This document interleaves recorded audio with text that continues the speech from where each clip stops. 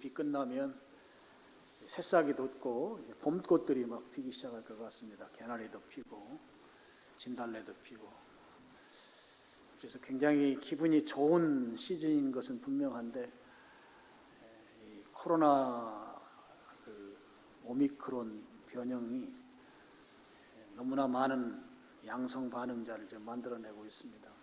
오늘만 해도 제가 예배 들어오기 전에 잠깐 봤는데 35만 명 이상이 지금 오늘, 어제죠, 어제 확진자로 이렇게 되어 있습니다. 아마 이번 주간이 환자 숫자 정점이 된다고 하니까 아마 이번 주간 지나고 나서부터는 좀 숫자가 조금씩 줄어들지 않겠는가. 물론 전문가들이 지금 예측했던 것보다는 다 숫자가 좀 많게 나타나고 있다고 해요. 그러니까 물론 전문가들의 예측이 맞으면 좋겠는데 또 안 맞을 수도 있는 것이죠. 이런 상황에서 우리 이미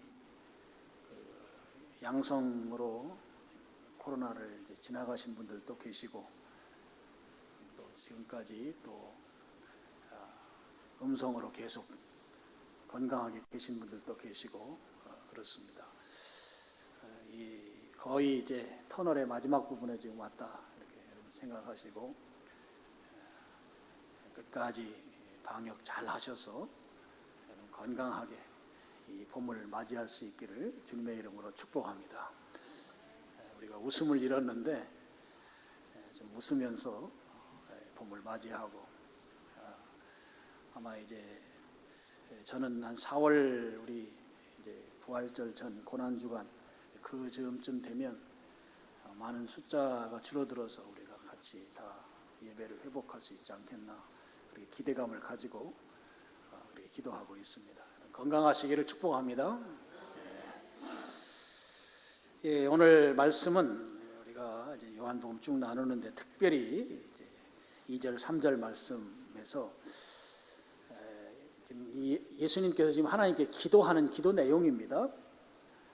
2절에서 보면 영생하는 권세를 하나님께서 아들이신 예수님께 주셨다, 이 말씀을 예수님이 하나님께 이제 말씀을 드렸습니다. 그러면서 이제 3절에서는 영생이 무엇인지, 일종의 영생의 정의를 예수님께서 하나님께 말씀드리면서 지금 확인하고 있는 그런 상황입니다. 영생이 무엇인가? 영생은 3절 보면 곧 유일하신 참 하나님과 그가 보내신 자 예수 그리스도를 아는 것이니이다. 여러분, 이게 기도 내용인데요, 지금 어떻게 우리가 읽으면 예수님이 지금 하나님을 가르치는 것 같이 이렇게 보일 수 있어요. 그런 것은 아닙니다. 예수님께서 지금 예수님에게 영생의 권세를 주셨는데 그 영생이라고 하는 것이 하나님 아는 것이고, 또 하나님께서 보낸 저 예수 그리스도를 아는 거 맞지요? 하고 예수님께 확인하는 일종의 대화식 기도를 지금 하고 있는 것이죠. 그런데 이제 중요한 것이, 우리가 성경에서 보면 보통 영생을 설명할 때 영생은 어떻게 얻을 수 있느냐라고 이제 성경이 소개하는 영생의 그 방법은 예수님을 믿으면 주어지는 것이 영생이다, 이렇게 설명합니다. 예수님을 믿을 때에 우리가 영생을 얻게 된다고 하는 것입니다.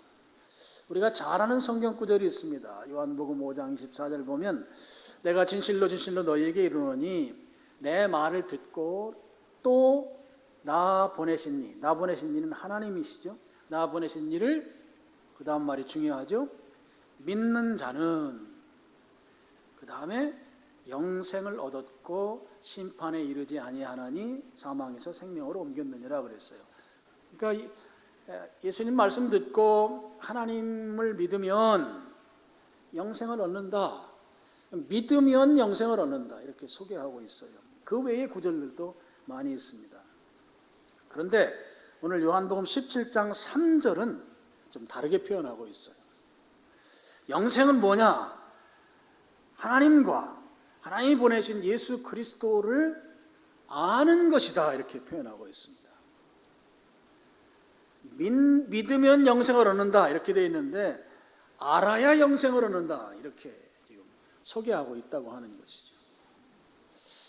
보통 믿으면 구원받고 믿으면 영생하고 믿으면 생명을 얻고 해서 믿는 것으로 이렇게 표현하는데 반해서 오늘 구절은 하나님 알고 예수님 알아야 너희들에게 주어지는 것이 바로 영생이야 이렇게 지금 성경이 교훈하고 있다고 하는 것입니다. 그러면 이제 아는 것, 또 믿는 것, 목표하는 바는 영생이라고 하는 것이죠. 그러니까 지금 이 아는 것과 믿는 것은 결국 영생을 향하여 있고 영생이 목적이라고 하면 결국 아는 것과 믿는 것은 의미가 같아야 합니다. 동의어가 돼야 된다고 하는 것이죠. 성경에 보면 안다는 표현도 많이 나오고요. 그다음 믿는다는 표현도 많이 나오고 그 안다는 표현과 믿는다는 표현이 서로 어울려서 사용되는 경우도 있고 또 에베소서 같은 경우는 아예 분리해서 같은 구절 안에 분리해서 사용하기도 하고 있습니다. 이게 다양한 사용 예들이 있는데요.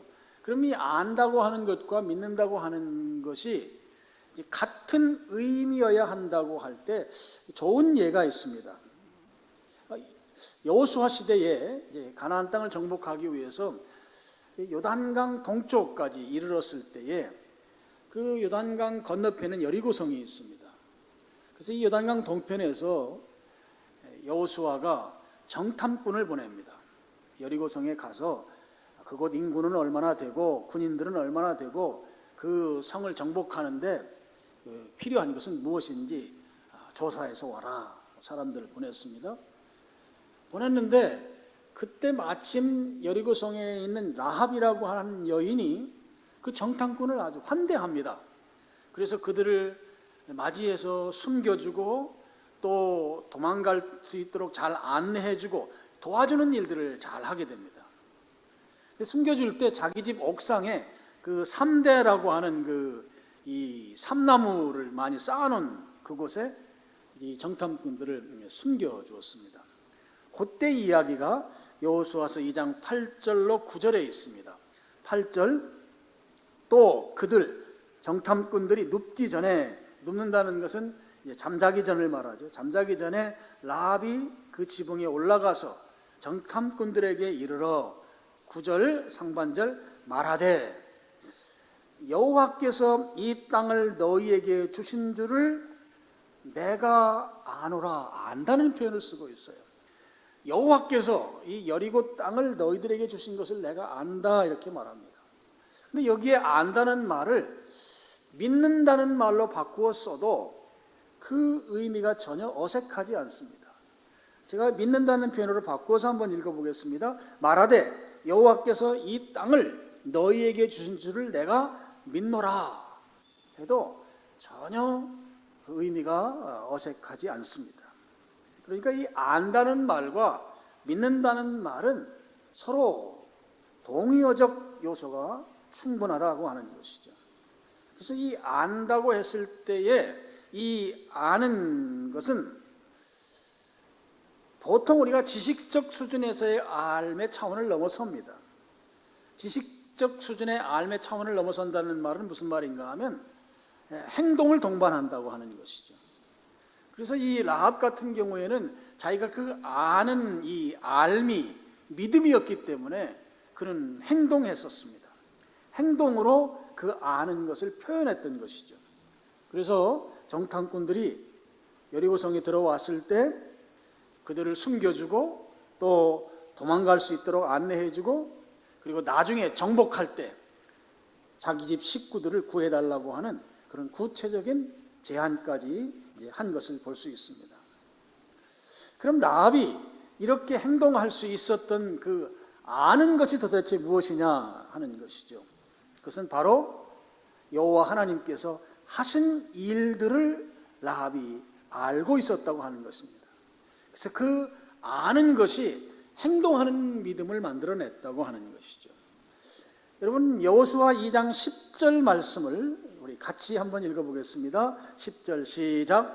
이는 너희가 애굽에서 나올 때에 여호와께서 너희 앞에서 홍해물을 마르게 하신 일과 너희가 요단 저쪽에 있는 아모리 사람의 두 왕 시혼과 옥에게 행한 일 곧 그들을 전멸시킨 일을 우리가 들었음이라 그랬습니다.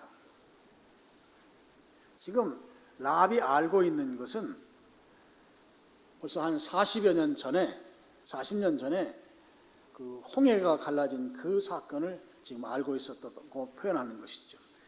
여호와께서 너희 앞에서 홍해물을 마르게 하신 일을 들어서 알고 있다는 거예요. 그러니까 지금 이 구절 내용으로 보면 이 홍해를 가르고 40년 전에 가르고 그 이스라엘 민족이 애굽에서 탈출한 그 내용이 이미 아주 광범위하게 중동 지역에 다 소문났다고 하는 걸 알 수 있어요. 중동과 팔레스타인 지역에 사는 사람들이 그 사실을 이미 다 알고 있었다는 것이죠. 듣고 그 어마어마한 사건에 대해서 지금 이미 여리고 사는 사람들에게도 다 알고 있는, 그리고 거기에 추가해서 아모리 사람의 두 왕 시혼과 옥이라고 하는 두 왕의 이름이 나옵니다. 요단강 동쪽에서 보면 그 두 나라가 있어요. 밑에 쪽에 아모리가 있고 위에 바산이 있습니다. 아모리 족속들이 살고 있는 그 밑에 쪽 요단강 남쪽 그 사해바다 옆에 쪽은 왕의 이름이 시혼이에요. 그리고 그 위로 조금 올라가서는 이제 바산 왕국의 왕의 이름이 옥이에요. 근데 물론 옥을 아모리 사람이라고 표현한 이야기는 것은 그 아모리 출신이기 때문에 이렇게 표현한 것입니다.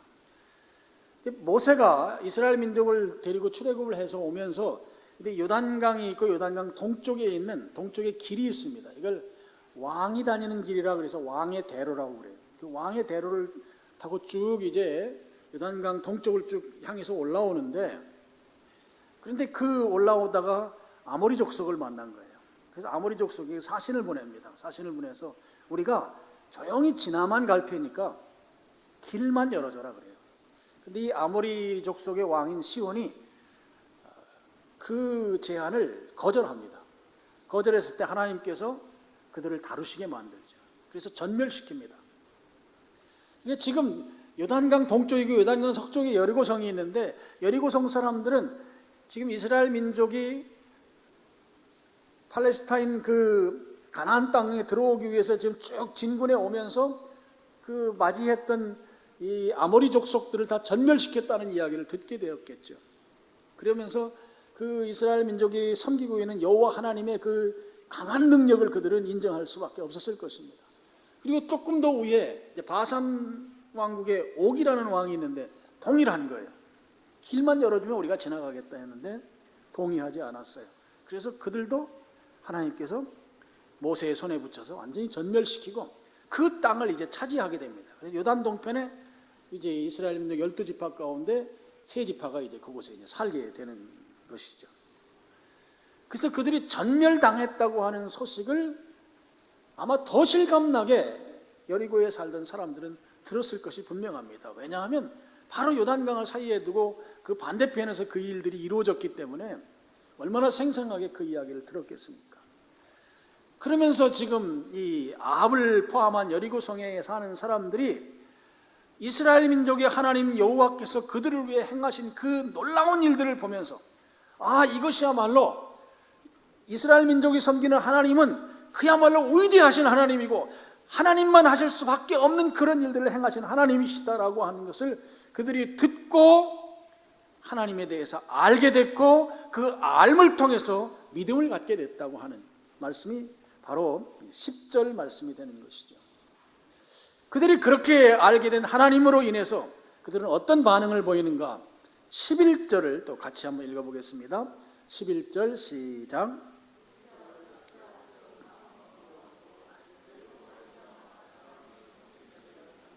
너희의 하나님 여호와는 위로는 하늘에서도 아래로는 땅에서도 하나님이시라. 그들이 듣고 하나님이 어떤 분인지를 알게 된 그 상황에서 11절에 마음이 녹았대요. 이 녹았다는 말은 그 마음이 이렇게 쇠약해져서 다 분해됐다는 의미거든요. 이 히브리 말에. 그러니까 여호와 하나님이 전쟁에 승리하고 다 전멸시키는 그 상황들을 통해서 아주 강한 두려움을 그들이 가지고 있었다는 표현입니다. 그리고 그 다음에 너희로 말미암아 사람이 정신을 잃었다 그랬어요. 여러분, 이 표현은 바로 똑같은 의미를 두 문장으로 나누어서 설명한 거예요. 앞에는 마음이 녹았고 뒤에는 정신을 잃었다. 그래서 이 성경이 강조할 때 말이에요, 다른 단어를 사용해서, 같은 의미의 다른 단어를 사용해서 반복하거나 또는 문장으로 반복하거나 구로 반복하거나 그런 식의 표현을 써서 강조하는 성경 표현 방법이죠. 그러니까 이 여리고성에 있던 사람들이 얼마나 지금 두려움에 떨고 있었는지를 그대로 보여주는 내용입니다. 그러면서 그들이 이제 고백하게 되는 것이죠. 너희의 하나님 여호와는 위로는 하늘에서도 아래로는 땅에서도 하나님이시다. 여러분, 하나님께서 하신 일을 알게 된 여리고 사람들이 11절 하반절에 하나님의 권위를 인정하고 그 권위 앞에 굴복하는 것을 볼 수 있어요. 하나님께서 하신 일을 통해서 하나님을 알게 됐습니다. 알게 됨으로 말미암아 그들은 하나님을 믿는 그런 위대한 고백을 지금 하고 있다고 하는 것이죠. 여러분, 우리가 하나님을 안다라고 할 때요, 이 안다고 하는 것은 그 아는 것이 하나님을 전체를 알 수는 없어요. 우리가 아는 알은 부분적이에요. 그리고 불완전해요. 그럴 수밖에 없는 이유는 하나님은 창조주이세요. 우리하고 전혀 다른 차원의 존재란 말이에요. 우리는 그분이 지은 피조물이에요. 피조물이 창조주를 알 수 없는 거예요. 여러분, 길거리에 있는 작은 벌레가 인간을 제대로 모르듯이 동일한 것이에요. 안다고 해도 제대로 알 수 없는 거죠. 그래서 부분적일 수밖에 없습니다. 그리고 우리에게는 죄성이 있어요. 하나님은 의로우신 분이에요. 죄성이 있는 존재가 하나님을 안다고 하는 것은 정말 불가능한 일인 것이죠. 그래서 우리는 태생적으로 하나님을 온전히 알 수 없는 존재예요. 그럴 때 이제 그럼 대안이 뭔가? 하나님을 어떻게 알 수 있는가? 해서 사람들은 이렇게 말합니다. 모르니까 무조건 믿으라고 말합니다. 모르니까 덮어놓고 믿으라고 합니다. 근데 그것은 아니라고 하는 거예요. 왜 아니라고 하는가? 지금 요한복음 17장 3절에서 굳이 영생은 하나님과 예수님을 아는 것이다 라고 설명한 이 영생을 표현한 데서 굳이 안다고 하는 이 표현을 쓴 것이, 우리가 하나님을 아는 것이 제한적이고 부분적일지라도 그것 때문에 무조건 믿고 덮어놓고 믿고 그냥 믿으라고 하는 이 주장을 해서는 안 된다고 하는 그 가르침이 바로 요한복음 17장 3절의 가르침이다 하는 것입니다. 바꿔서 말씀을 드립니다. 예수님께서 주시는 영생을 받은 자들은 무조건 믿는 자들이 아니다 하는 거예요. 무조건 믿어서도 안 된다고 하는 말씀이 바로 영생을, 하나님을 알고 예수님을 안다라고 이렇게 요한복음 17장에서 말씀하셨다 하는 것이죠. 우리는 하나님을 알고 또 하나님께서 보내신 예수님을 알고 그 결과로 우리는 예수님을 믿는 자들이다 하는 것이죠. 그런데 말이죠, 만약에 안다고 하는 이 영역을 무시하고 믿는 것만 강조했을 때, 그럴 때 우리는 어떤 신자가 되는가 하면 맹목적 신자가 될 가능성이 매우 높습니다. 맹목적 신자요. 맹목적 신자는 어떤 신자인가 하면 무엇을 믿는지 몰라요. 그러면서 믿는다고 말해요. 교회당은 오는데 교회당에 하나님을 믿으러 오는지 불공을 드리러 오는지 그런 거에 대해서 제대로 가늠하지 못해요. 이게 바로 맹목적 신자입니다. 내가 믿긴 믿는데 왜 믿는지 그 왜에 대해서 대답을 못해요. 이게 맹목적 신자죠. 우리 옛날 말에 초상집에 가서 울었는데 누가 죽었는지 모르고 울었다, 그런 말이 있어요. 꼭 그런 것과 같은 거예요. 실컷 울고 났는데 울지 말아야 집에 초상집에 가서 운 경우다. 식군 가족인 줄 알았더니 엉뚱한 사람이 그렇게 서글프게 울더라고. 그런 어른들이 했던 말이 생각나요. 누가 죽었는지도 모르고 우는 것. 이게 맹목적 신앙이죠. 맹목적 신자가 되는 거예요. 또 아는 것에 대해서 무시하고 믿음만 강조하게 되면 종교적 신자가 돼요. 종교적 신자. 종교적 신자라고 하는 것은 우리 인간에는 본능이 있어요. 적어도 4가지 본능이 있어요. 하나는 식욕, 성욕, 또 쉬고 싶어하는 수면욕, 4번째 종교욕이 있어요. 우리 종교에 대한 욕구가 있습니다. 그래서 인간의 심성속에는 종교성이 있어요. 무엇인가가 의지하고 싶은 거예요. 무엇인가. 그래서 C.S. 루이스는 이 종교성을 가지고 하나님을 증명해낸 그 아주 유명한 책이 순전한 기독교라는 책이에요. 그 책을 보면 아주 미개한 민족이나 아주 문명이 발달한 이런 국가들이나 다 어떤 경우에도 종교가 없는 경우가 없다는 거예요. 그래서 우리 속에는 종교성이 있다. 그러면서 그분은 이 종교성이 있다고 하는 것은 그 종교성을 채워줄 대상도 있다, 이런 식으로 설명해 나가거든요. 이 종교성을 채워줄 대상은 오늘 3절에 나오는 것처럼 유일하신 참 하나님이신 것이죠. 미개한 저 아프리카 부족들 그런 데 가보면 그들이 섬기는 우상이 있어요. 그들이 섬기는 신이 있어요. 다 무엇인가 우리 속에는 종교성이 있기 때문에 이 종교성을 채우기 위해서, 충족시키기 위해서 믿는 그런 모습이 바로 종교적 신자가 된다는 거죠. 믿음만 강조하는. 또 아는 것을 무시하고 믿음만 강조하면 잘못된 가르침에 미혹당하기가 아주 쉬워요. 그래서 믿음만 강조되었을 때 이단 사설에 빠지는 사람들이 많이 있습니다. 그리고 그 사람들로부터 이야기를 한번 들어보세요. 자기들에게만 참 진리가 있다고 말해요.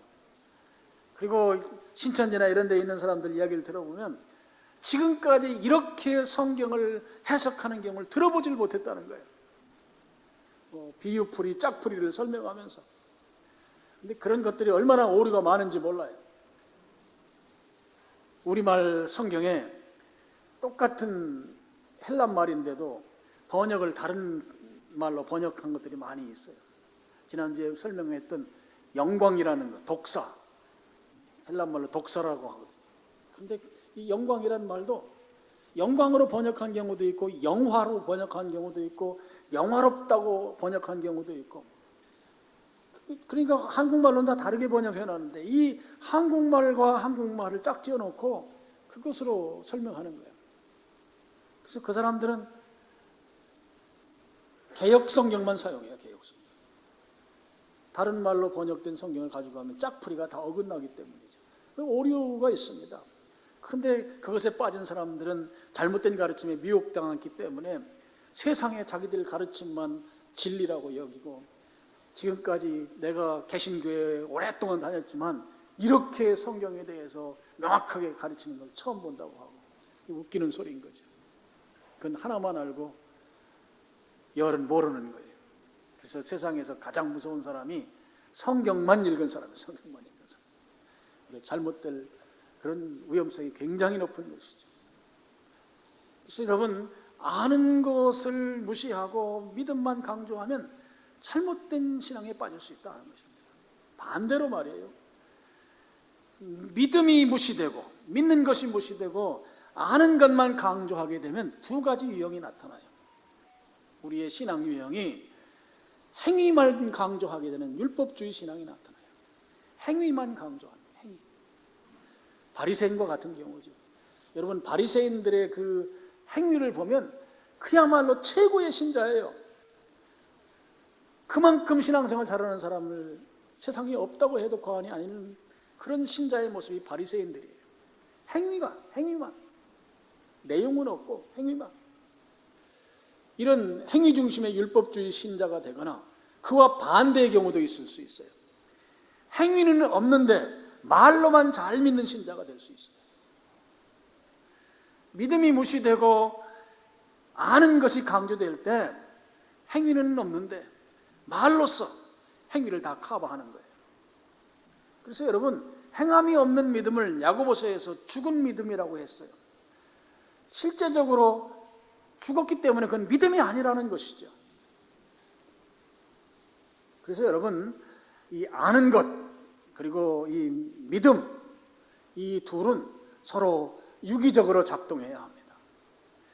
그러면서 우리가 영생을 얻는 그 길을 이 둘이 잘 안내해 주는 것이고, 또 영생을 가진 자로서 이 땅을 살아갈 때 흔들림 없는 견고한 믿음을 가지고 살아갈 수 있도록 그렇게 해주는 것이, 이 믿는 것과 아는 것이 유기적으로 우리의 신앙에 잘 결부될 때, 결합될 때 그렇게 우리의 신앙이 견고한 신앙으로 세워진다고 하는 것입니다.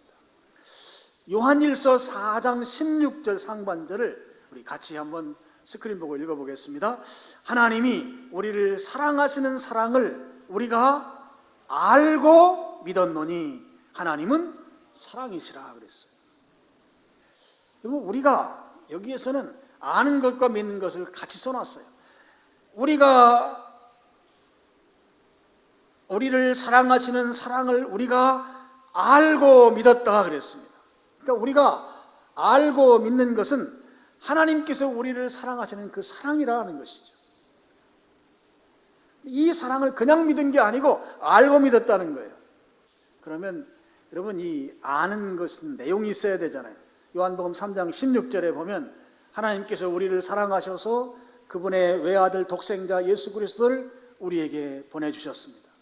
하나님께서 우리를 사랑하셔서 예수 그리스도를 우리에게 보내주셨다고 하는 이 사랑을 알고 믿어야 한다고 하는 것이죠. 여러분, 그래서 우리는 예수님을 통해서 하나님의 사랑을 알게 되고, 예수님을 알게 됨으로 말미암아 하나님을 알게 되고 동시에 믿게 된다고 하는 거예요. 예수님을 통해서 하나님을 알고 믿는 것이죠. 그런데요, 예수님을 보고서도, 예수님과 함께 살고서도 하나님을 모를 수 있다 하는 거예요.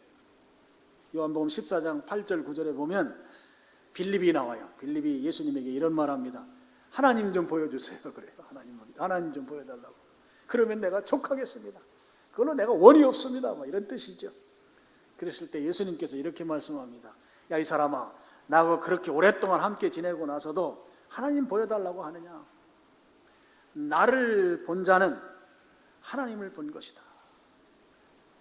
나를 본 자는 하나님을 본 것이다. 예수님과 함께 지내고 나서도 하나님 보여달라고 하는 것이, 제자들 가운데 빌립과 같은 사람이 있다고 하면 오늘 우리가 예수님을 통해서 하나님을 알고 믿는 것이, 이것이 그냥 간단히 되지 않는다고 하는 것을 우리가 이런 상황들을 통해서 우리가 알 수 있겠습니다. 그러면 하나님을 알고 믿어야 하는데 그 믿기 위해서 우리에게 주시는 은혜가 있습니다. 요한일서 5장 20절 말씀입니다. 제가 읽겠습니다. 또 아는 것은 하나님의 아들이 이르러 우리에게 지각을 주사, 지각이란 말이 중요합니다. 지각을 주사 우리로 참된 자를 알게 하신 것과, 여기 참된 자는 누구인가 하면 그 뒤에 보면 또한 우리가 참된 자 곧 그의 아들 예수 그리스도, 참된 자는 바로 하나님이죠. 지금 이 내용을 보면 하나님의 아들 예수님이 우리에게 지각을 주셔서 하나님을 알게 하신다는 말씀이에요. 여기 지각이란 말은 디아노이아라고 하는 헬란말을 쓰는데요, 생각이란 말입니다. 또는 이해할 수 있는 힘, 이해하게 하는 것이다, 이런 의미를 갖고 있어요. 그러니까 아는 것을 만들어내는 어떤 생산 도구와 같은 것이에요. 이게 바로 지각인 것이죠. 그래서 이 지각이 있어야만 알고 믿을 수 있는 것을 출산해낼 수 있는 것이에요. 우리가 하나님을 알려면 예수님께서 하나님을 알 수 있는 도구를 우리에게 주셔야 되는데, 그것이 바로 지각이라는 거예요. 지각. 생각과 하나님을 알게 하는 그 이해할 수 있는 힘이다 하는 것이죠. 그것을 주셔야만 우리가 하나님을 알게 된다고 하는 것이죠. 자, 예수님께서 주시는 이 지각을 우리가 받아야 하는데 어떻게 이 지각, 생각하는, 그러므로 하나님을 알고 믿는 자리로 나갈 수 있겠는가라고 했을 때 여기 요한일서 5장 20절 하반절에 보면 하나님을 알 수 있게 하는 이 각성을 주는 것은 어디에서 가능한가 하면 예수님 안에 있을 때 가능하다. 예수님 안에 있을 때 비로소 가능하다고 하는 것을 요한일서 5장 20절에서 또한 우리가 참된 자 곧 그의 아들 예수 그리스도 안에 있는 것이니 그는 참 하나님이시요 영생이니라 그랬습니다. 예수님 안에 있으면 예수님이 곧 참 하나님이다 이렇게 소개하고 있잖아요. 그리고 참 하나님이시기 때문에 또 그곳에 영생이 있습니다. 지금 영생을 정의하고 있습니다. 영생을 정의하는데 그 영생은 예수님께서 각성시켜 주셔야만 하나님을 알게 되고 믿게 되는, 그러므로 비로소 우리가 영생을 갖게 되는데 이 영생을 가지려면 예수님 안에 있어야 된다는 것이죠. 예수님은 어떤 분이신가 하면 참 하나님이시다는 거예요. 그리고 참 하나님이시면서 동시에 예수님 안에 영생이 있으시다 하는 거죠.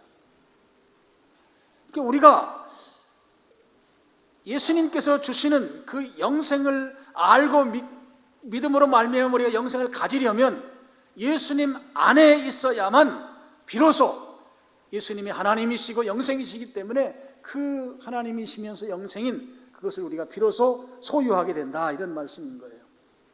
예수님 안에 있는 것, 그때 가능하다 하는 것입니다. 요한복음 15장 4절을 우리 또 같이 한번 읽어보겠습니다. 내 안에 거하라, 나도 너희 안에 거하리라.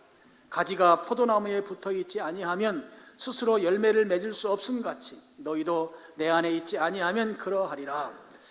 예수님께서 하신 말씀입니다. 내 안에 거하라. 예수님 안에 거하라는 것이죠. 그러면 나도 너희 안에 거하리라 그랬습니다. 우리가 예수님 안에 있게 되면 예수님께서도 우리 안에 있겠다고 하셨습니다. 여러분, 이 말이 잘 이해가 안 되시죠? 내가 예수님 안에 들어가면 그걸로 끝나야 되는데 오히려 예수님께서 나도 너희 안에 있겠다고 말씀하셨어요. 이게 이제 그 수학 그 집합이 할 때 그 벤 다이어그램 그리잖아요. 그릴 때 A, B 그 원이 있으면 그것을 중간쯤 겹치게 하면 뭐 교집합, 합집합 뭐 이런 것처럼 이 두 개의 원이 똑같이 겹치는 거죠. A, B가. 그래서 A 이퀄 B로 이렇게 되는 것. 이걸 이제 수학용어로 상등이라고 해요. 상등. 그러니까 예수님과 내가 하나가 되어버리는 거죠. 내가 내 안에 거하라. 예수님 안에 거하면 예수님을 알게 되는데, 그런데 예수님께서는 나도 너희 안에 거한다. 여러분, 그러면 우리가 예수님 안에 거하는 것과 예수님께서 우리 안에 거하는 것은 그건 똑같아지는 거예요. 분리할 수 없는 것입니다. 자, 그러면요, 우리가 예수님 안에 거하려면 예수님께서 내 안에 거하시게 하면 됩니다. 내가 예수님 안에 거하는 것은 곧 예수님이 내 안에 거하는 것과 똑같은 것이기 때문에 그래요. 그럼 어떻게 가능할까? 예수님이 내 안에 거하기만 하면 그것은 곧 내가 예수님 안에 거하는 것이다 말이에요. 이 성경의 이 역설입니다. 성경의 가르침이에요. 수학으로 표현하면 상등이에요. A 집합과 B 집합이 똑같아지는 거예요. 똑같아지는. 요한계시록 3장 20절 말씀입니다. 여러분 잘 아는 말씀인데요. 우리 같이 한번 요한계시록 3장 20절 읽어보겠습니다. 볼지어다 내가 문 밖에 서서 두드리노니 누구든지 내 음성을 듣고 문을 열면 내가 그에게로 들어가 그와 더불어 먹고 그는 나와 더불어 먹으리라. 여러분, 예수님께서 내 안에 거하게 하시려면 내 마음 문을 열어야 되는 거죠. 예수님을 내 마음 안으로 초청해야 합니다. 예수님을 영접하고 예수님을 내 안에 모셔드리는 것이에요. 그것이 예수님께서 내 안에 들어오는 거예요. 결국 중요한 것은 내가 마음 문을 열어야 돼요. 예수님께서는 이 문을 열기를 위해서 두드리고 계십니다. 예수님이 내 안에 들어오게 하시는 것, 내 문을 여는 것, 예수님을 초청하는 것입니다. 예수님을 영접하는 것이죠. 그럼 예수님께서 내 안에 들어오셔서 나와 더불어 먹고 너는 나와 더불어 먹고 나는 너와 더불어 먹는다고 말씀하셨는데요. 이 더불어 먹는다고 하는 이 말은 예수님과 인격적 관계 속에서 함께 사시겠다고 하는 말씀이에요. 하나님이시면서 영생이신 예수님이 내 안에 들어오셔서 나와 인격적으로 서로 교제하면서 함께 사시겠다. 여러분, 유대인들에게 있어서 이 밥상을 서로 나누는 것은 가족이거나 또는 같은 귀족이거나 친구이거나 그렇지 않으면 밥상을 같이 나눌 수 없습니다. 종과 주인은 한 상에 있지 못해요. 그러니까 지금 우리 안에서 더불어 먹겠다고 하는 것은 같이 형제로서 함께 계시겠다고 하는 그런 말씀이 되는 것이죠. 여러분, 예수님께서는 하나님이시고 그 하나님의 속성상 영생을 가지신 분이시기 때문에 그 예수님께서 오늘 우리에게 성령님, 예수님의 영으로 우리 안에 계시면서 그분이 하나님이시면서 영원한 생명을 가지신 그 하나님이 우리 안에 영으로 와 계시단 말이죠. 그렇기 때문에 우리는 그분이 우리 안에 들어오심으로 말미암아 우리는 비로소 영생하는 존재가 됐다 하는 것입니다. 예수님의 영원한 생명이 내 안에 계시기 때문에, 그리고 이 내 안에 계신 그분은 예수님이 내 안에 계신 것과 동시에 나도 예수님 안에 계셔서 서로 상등의 똑같은 이 집합의 모습을 보이고 있어서 나도 영원히 사는 영생을 누리게 된 존재가 됐다 하는 것입니다. 요한복음 10장 28절 마지막 성경 구절입니다. 우리 같이 한번 읽어보시죠. 내가 그들에게 영생을 주노니 영원히 멸망하지 아니할 것이요 또 그들을 내 손에서 빼앗을 자가 없느니라. 여러분, 예수님께서 내 안에 계시면서 가지고 계신 영생은 영원히 멸망하지 않는 영생이에요. 누구도 빼앗을 수 없는 영생이에요. 그 영생을 내 안에 품고 있기 때문에 나도 그 은혜로 말미암아 영원히 살게 되는 존재가 됐다 하는 것이죠.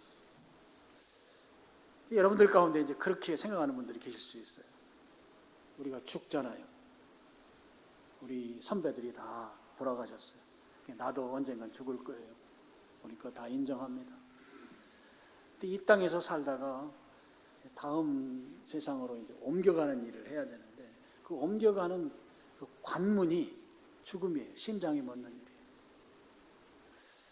그런데 우리가 영생한다고 했는데, 영원히 죽지 않는다고 했는데 이 땅에 사는 우리가 이 모습이 그대로 이어지지 아니하고 죽음이라는 관문을 통과해서 영원한 생명으로 가는데, 이 죽음이라고 하는 관문이 두렵거든요. 두려운 이유는 우리 속에 아직 이 죄의 죄성의 흔적들이 있기 때문에 그래요. 실제적으로 예수님을 신실하게 믿었던 사람들은 이 죽음의 강을 건너는 걸 편하게 건너가요. 그냥 주무시다가 건너가는 분도 계세요. 미소를 띠고 건너가는 분도 계세요. 이번에 얼마 전에 돌아가셨던 이어령 교수님의 그 죽음의 모습도 그 아들이 소개하는 걸 보니까 그 임종이 너무너무 평안하게 돌아가셨어요. 마지막까지 막 대화를 나누다가 돌아가셨어요. 말하다 마지막까지. 그래서 우리가 두려워할 이유가 없어요.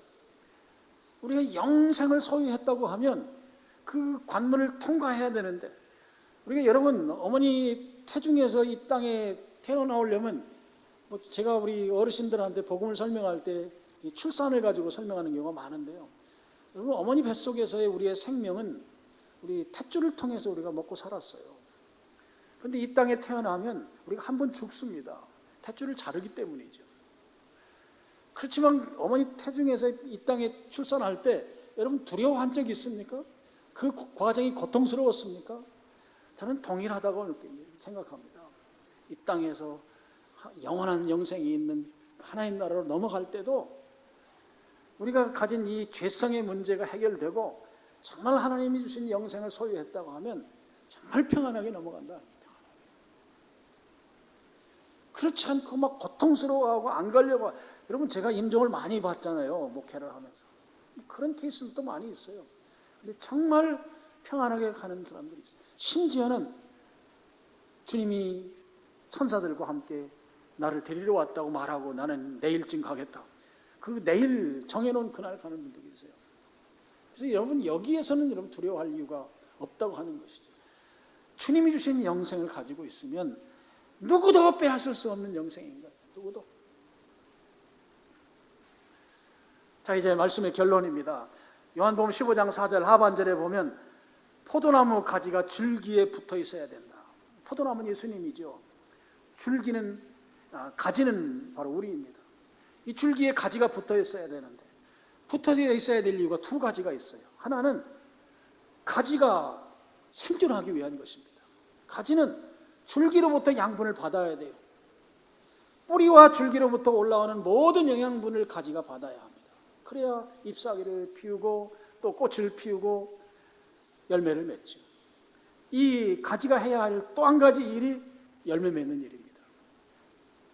포도나무 가지에서만 포도가 열려요.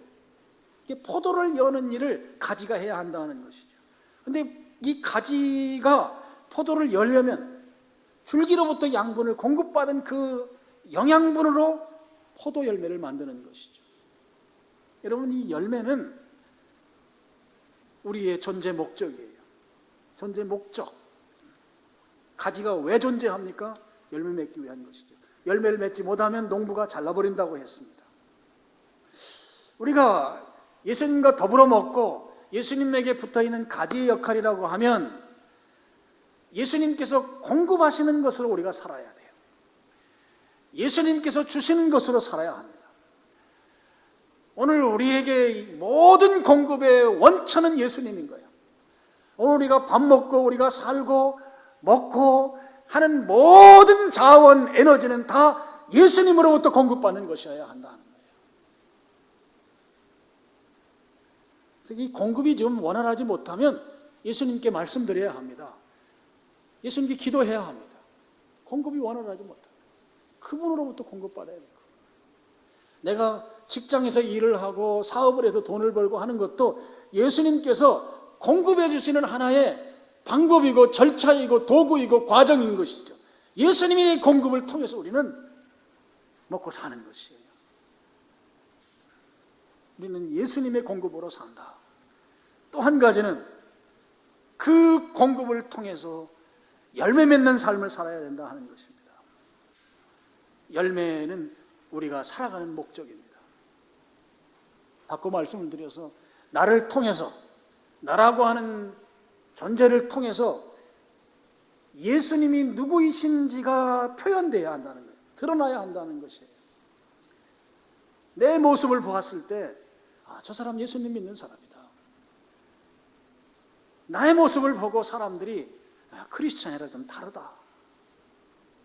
이런 이야기를 듣는 존재로 살아야 한다 하는 것입니다. 오늘 예수님은 하나님이십니다. 또 그분이 가지고 계신 것은 영생입니다. 그분을 영접할 때에만 오늘 우리가 그 영생을 누릴 수가 있습니다. 그리고 그분을 통해서 받은 이 영생은 누구도 빼앗을 수 없는 영생입니다. 오늘 이 영원한 생명을 예수 그리스도를 내 안에 모심으로 말미암아 오늘 우리가 예수님과 함께 살면서 예수님을 표현하고 예수님을 드러내면서 그 영생을 가진 자로서 오늘 이 시대에 승리하는 여러분 되시기를 주님의 이름으로 축원합니다. 기도하겠습니다. 아버지 하나님 감사합니다.